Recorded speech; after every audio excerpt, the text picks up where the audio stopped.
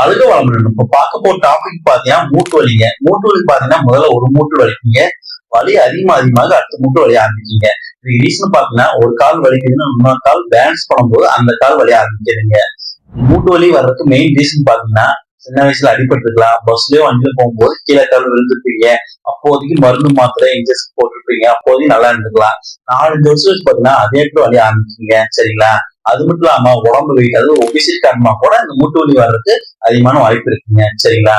அது மட்டும் இல்லாம பாத்தீங்கன்னா பஸ்லயோ வண்டியிலயோ போகும்போது ஒரு 4-5 மணி நேரம் வண்டி டிராவல் பண்ணும்போது கால் 2 வீங்கிங்க. இந்த மாதிரி பிரச்சனைகளை பாத்தீங்கன்னா நம்ம கிட்ட அருமையான மூலி மருந்து இருக்குங்க. நீங்க நேரம் வந்து ஒரு டைம் வந்து பாருங்க, நல்ல ரிசல்ட் கிடைக்குங்க. வாழ்க வளமுடன்.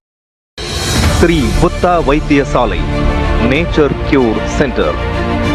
மூட்டு வலி, முதுகு வலி, கை கால் எரிச்சல், முதுகு தண்டுவட பிரச்சனை, தோள்பட்டை வலி, கழுத்து வலி, முடக்குவாதம், வெரிகோஸ் வெயின், பாத வலி, பாத எரிச்சல், மூட்டு வீக்கம் மற்றும் சர்க்கரை வியாதி, எடை குறைதல், ஆண்மை குறைவு போன்ற பிரச்சனைகளுக்கு இயற்கையான முறையில் சிகிச்சை அளிக்கப்படும்.